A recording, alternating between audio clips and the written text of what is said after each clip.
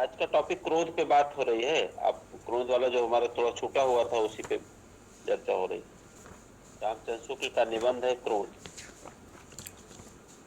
तो किसी भी विषय पे आप कोई भी आपके दिमाग में कुछ चीज आती है तो दो बात आती है। अगर आप साक्षर हैं यानी कि आप पढ़ना लिखना जानते हैं तो वह नाम वह चीज कैसे लिखा जाता है ये आपके जेहन में आता है। दूसरा है कि अगर आप विजुअल चीज है यानी कि आप उसको देख सकते हैं या आपने उसको कभी देखा है या नहीं भी देखा है तो एक विजिबिलिटी भी आपके मन में बैठती है।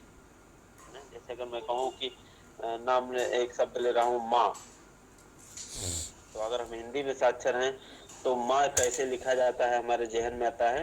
दूसरा, मुझे अपनी माँ, आपको अपनी माँ और जिनकी भी माँ है या माँ शब्द का जहां जहां से जुड़ाव हमारा है वो सब हमारे जहन में आता है। तो ये एक मनोविकार का जिक्र करते हुए आचार्य रामचंद्र शुक्ल इस निबंध में क्रोध, क्रोध अपने आप में कुछ नहीं है। क्रोध एक गुस्सा है जो विविध सामाजिक आयामों में हमारे सामने प्रकट होता है। उसके कितने सारे पक्ष हो सकते हैं। वह सकारात्मक हो सकता है, वह दया करुणा इत्यादि भावों का प्रेरक हो सकता है, वह किसी के अंदर क्षमा का गुण पैदा कर सकता है। यानी कि बहुविध उसके जो रूप हमारे सामाजिक पारिवारिक जीवन में दिखाई पड़ते हैं उन सारी चीजों का जिक्र शुक्ल इस निबंध में करते हैं। इसके पहले का सेंटेंस जिसपे हम लोगों ने कल अंत किया था उसको पढ़ता हूँ। बैर क्रोध का आचार या मुरब्बा है। हम लोग जान गए थे किस तरह से क्रोध संचित रूप में, जब क्रोध संचित हो जाता है तो धीरे धीरे धीरे धीरे बैर में बदल जाता है। यानी कि संचय की शक्ति जिसमें होगी उसी के अंदर क्रोध जो है बैर में बदल सकता है। वह पशुओं में नहीं हो सकता है, वह बच्चों में नहीं हो सकता। क्यों? क्योंकि स्मृति में चीजें उतनी संचित नहीं रह पाती, तात्कालिकता होती है।